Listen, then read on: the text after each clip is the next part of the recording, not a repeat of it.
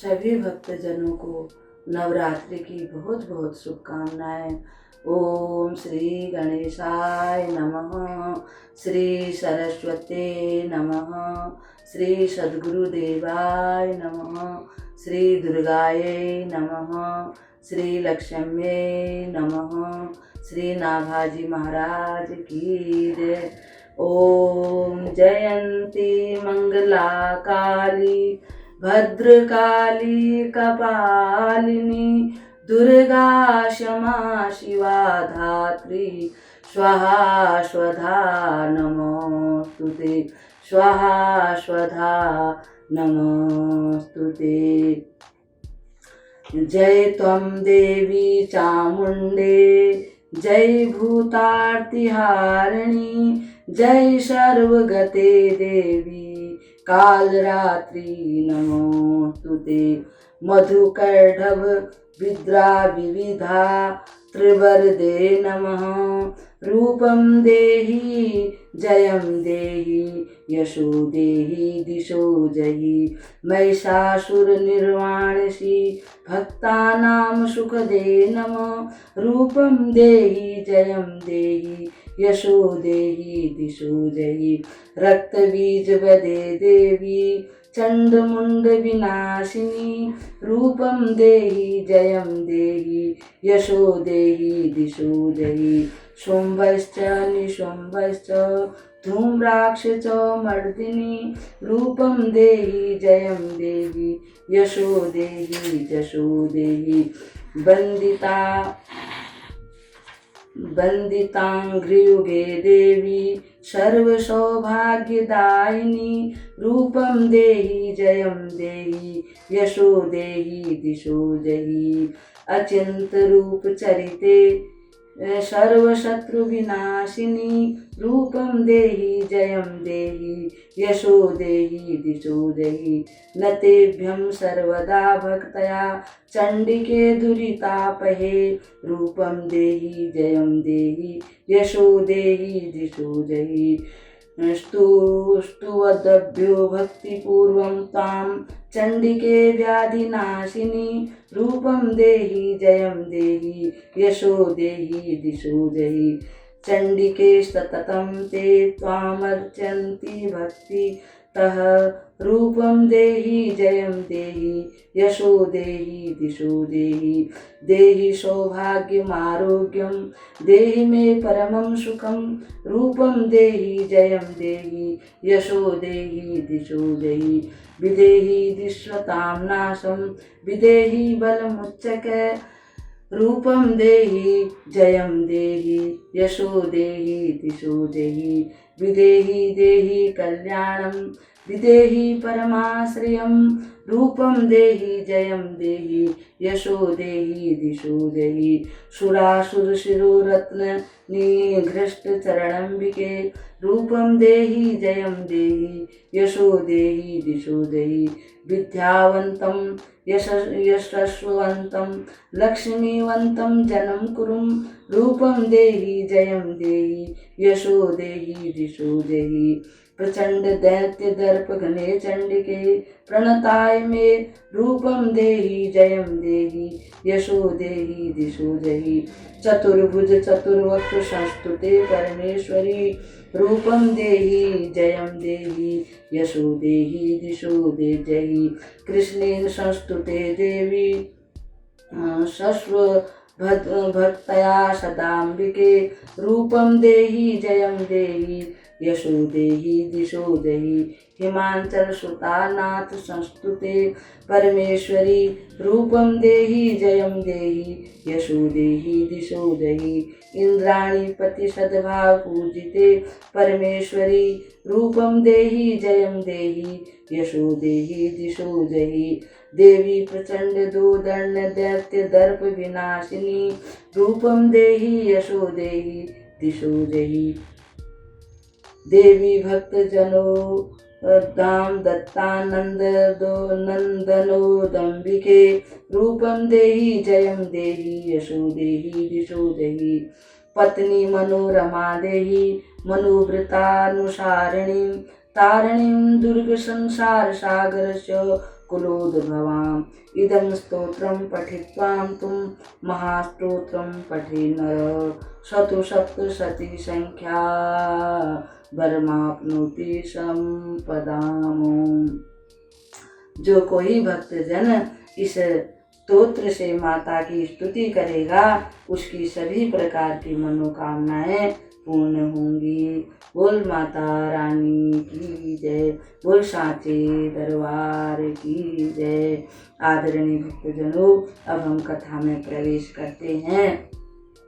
मेधा ऋषि श्री समाधि नाम के वैश्य और सुरथ नाम के राजा को ये कथा श्रवण करवा रहे हैं। सप्तशती के अनुसार मैं अर्धनारीश्वर ऋषि कहते हैं कि मैं अर्धनारीश्वर की श्री विग्रह की निरंतर शरण लेता हूँ। उसका वर्ण बंदूक पुष्प और स्वर्ण के समान रक्त पीत मिश्रित यानी लाल और पीला है। वह अपनी भुजाओं में सुंदर अक्षय माला, पाश, अंकुश और वरद मुद्रा धारण करता है। अर्धचंद्र उसका आभूषण है तथा वह 3 नेत्रों से सुशोभित है। अर्धनारीश्वर यानी गौरी शंकर का मैं सुमिरन करता हूँ। महाराज सुरथ ने कहा कि हे भगवान, हे मुनिवर, रक्त बीज की मृत्यु के पश्चात देवी ने फिर कौन सा चरित्र किया? यह अत्यंत हम लोगों को सुख देने वाला है। आप आगे की कथा बताइए। अब रक्त बीज के मारे जाने पर अत्यंत क्रोध में भरे हुए शुंभ और निशुंभ जो अनेक प्रकार के अनोखे कर्म करते हैं, मैं उनकी कथा सुनना चाहता हूँ। ऋषि कहते हैं, राजन, युद्ध में रक्त बीज के तथा अन्य दैत्यों के मारे जाने पर शुंभ और निशुंभ क्रोध के मारे अपने ओंठ चबाने लगे। अपनी विशाल सेना और सेनापतियों को आदेश दिया कि तुम जल्दी से युद्ध के लिए तैयार हो जाओ। वे अपने रथी महारथी सभी राक्षस वीरों के साथ जहाँ पर माता रानी थी उस ओर दौड़े। उनके साथ असुरों के प्रधान सेना नायक सेनापति भी थे। वे बड़े जोर से युद्ध करने लगे। महापराक्रमी शुंभ भी अपनी सेना के साथ मातृगणों से युद्ध करने के लिए चंडिका को मारने के लिए आ पहुंचा। तब देवी के साथ शुंभ और निशुंभ का घोर संग्राम छिड़ गया। उन दोनों के चलाए हुए बाणों को चंडिका ने अपने बाण समूह से तुरंत काट डाला और शस्त्र समूह की वर्षा करके उन दोनों सेना दैत्यों के अंगों में चोट पहुंचाई। निशुंभ ने तीखी तलवार और चमकती हुई ढाल लेकर देवी के श्रेष्ठ वाहन सिंह पर वार कर दिया। अपने वाहन को चोट पहुंचाने पर देवी को बड़ा क्रोध आ गया। उन्होंने एक बहुत बड़े शूरप्र नामक बाण से निशुंभ की श्रेष्ठ तलवार तुरंत ही काट डाली और उसकी ढाल भी जिसमें 8 चांद जड़े हुए थे खंड खंड कर दिया। ढाल और तलवार के कट जाने पर उस असुर ने शक्ति चलाई, किंतु सामने आने पर देवी ने उसको भी टुकड़े टुकड़े कर दिए। अब तो निशुंभ क्रोध से जल उठा और उस दानव ने देवी को मारने के लिए शूल उठा लिया, किंतु देवी ने समीप आने पर उसे भी मुक्के से मारकर चूर चूर कर दिया। तब उसने गदा घुमाकर चंडी के ऊपर चलाई, परंतु वह भी देवी के त्रिशूल से कटकर भस्म हो गया। तदंतर दैत्यराज निशुंभ को फरसा हाथ में लेकर आते देख देवी ने बाण समूह से घायल कर उसे धरती पर सुला दिया। उस भयंकर पराक्रमी भाई निशुंभ के धराशायी हो जाने पर शुंभ को बड़ा क्रोध हुआ। और अंबिका का वध करने के लिए वह आगे बढ़ा। रथ पर बैठे ही बैठे उत्तम आयुधों से वह बड़ी सुशोभित होने लगा। उसने बड़ी बड़ी 8 अनुपम भुजाओं से समूचे आकाश को ढक कर वह अद्भुत शोभा पाने लगा। उसे आते देख देवी ने शंख बजाया और धनुष की प्रत्यंचा भी अत्यंत दुस्सह शब्द किया। साथ ही अपने घंटे के शब्द से जो समस्त दैत्य सैनिकों का तेज नष्ट करने वाला था, संपूर्ण दिशाओं को व्याप्त कर दिया।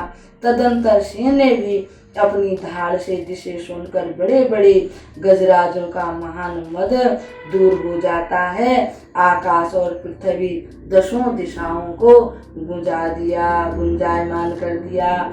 फिर काली ने आकाश में उछलकर अपने दोनों हाथों से पृथ्वी पर इतनी जोर से आघात किया, उससे ऐसा भयंकर शब्द हुआ जिससे पहले के सभी शब्द फीके हो गए। तत्पश्चात शिवदूती ने दैत्यों के लिए अमंगलजनक अट्टहास किया। माता रानी बड़ी जोर जोर से हंसी। इन शब्दों को सुनकर समस्त असुर थर्रा उठे, किंतु शुंभ को बड़ा क्रोध हुआ। उस समय देवी ने जब शुंभ को लक्ष्य करके कहा, ओ दुरात्मा, खड़ा रहे खड़ा रहे, तभी आकाश में खड़े हुए देवता बोल उठे, जय हो जय हो जय हो, जगदम्बा की जय हो, जगत जननी महारानी दुर्गा की जय हो। शुंभ ने वहां आकर ज्वालाओं से युक्त अत्यंत भयानक शक्ति चलाई।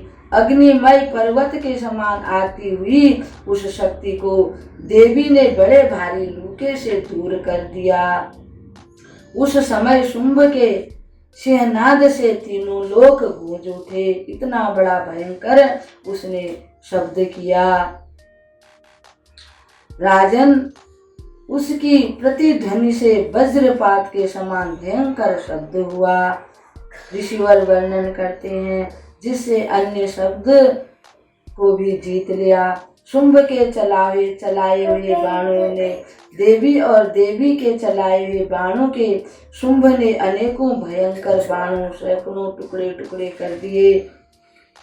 तब क्रोध में भरी हुई चंडिका ने शुंभ को शूल से मारा। उसके आघात से मूर्छित होकर वह पृथ्वी पर गिर पड़ा। इतने में ही निशुंभ को चेतना हुई और वह धनुष हाथ में लेकर बाणों से देवी काली के सिंह को घायल कर डाला। फिर उस दैत्य राज ने 10,000 बाहें बनाकर चक्रों के प्रहार से चंडिका को बर्बाद कर दिया। तब दुर्गम पीड़ा का नाश करने वाली भगवती दुर्गा ने कुपित होकर अपने बाणों से उन चक्रों तथा बाणों को काट गिराया। यह देख निशुंभ दैत्य सेना के साथ चंडिका का वध करने के लिए हाथ में गदा लेकर बड़े वेग से दौड़ा। उसके आते ही चंडी ने तीखी धार वाली तलवार से उसकी गदा को शीघ्र ही काट डाला। तब उसने शूल हाथ में ले लिया। माता रानी ने देवताओं को पीड़ा देने वाले निशुंभ को शूल हाथ से चकनाचूर कर दिया। चंडिका वेग से चलाए हुए शूल से उसकी छाती छेद डाली। शूल से विदीर्ण हो जाने पर भी उसकी छाती से दूसरा महाबली एवं महापराक्रमी पुरुष देवी मैया को कहने लगा, खड़ी रह कहता हुआ निकला। उस निकलते हुए पुरुष की बात सुनकर देवी बड़े जोर से हंस पड़ी और खड्ग से उन्होंने उसका मस्तक धड़ से अलग कर दिया। देवता लोग जय जयकार करने लगे, फूलों की वर्षा होने लगी। फिर तो वह पृथ्वी पर गिर पड़ा।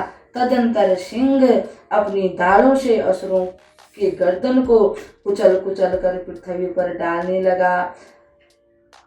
वह बड़ा भयंकर दृश्य था। उधर काली तथा शिवदूती ने भी अन्यान्य दैत्यों का भक्षण आरंभ कर दिया। कौमारी की शक्ति से विदीर्ण होकर कितने ही महादैत्य नष्ट हो गए। ब्रह्माणी के मंत्रपूत जल से निस्तेज होकर कितने ही भाग खड़े हुए। कितने ही दैत्य माहेश्वरी के त्रिशूल से छिन्न भिन्न होकर के धराशायी हो गए। बाराही के थूथन के आघात से कितनों का पृथ्वी पर कचूमर निकल गया। वैष्णवी ने भी अपने चक्र से दानों के टुकड़े टुकड़े कर डाले। इंद्री के हाथ से छूटे हुए वज्र से भी कितने ही असुर अपने प्राणों से हाथ धो बैठे। कुछ असुर नष्ट हो गए, कुछ उस महायुद्ध से भागे तथा कितने ही काली शिवदूती तथा सिंह के ग्रास बन गए। इस प्रकार श्री मार्कंडेय पुराण में सावर्णिक मनवंतर की कथा के अंतर्गत देवी महात्म्य में निशुंभ वध नामक 9वां अध्याय को हम यहाँ पर विराम देते हैं। ओम सर्वे भवन्तु सुखिनः, सर्वे सन्तु निरामया, सर्वे भद्राणि पश्यन्तु मा कश्चित् दुःखभाग् भवेत्। असतो मा सद्गमय, तमसो मा ज्योतिर्गमय, मृत्योर्मामृतं गमय। ओम शांति शांति शांति। ओम।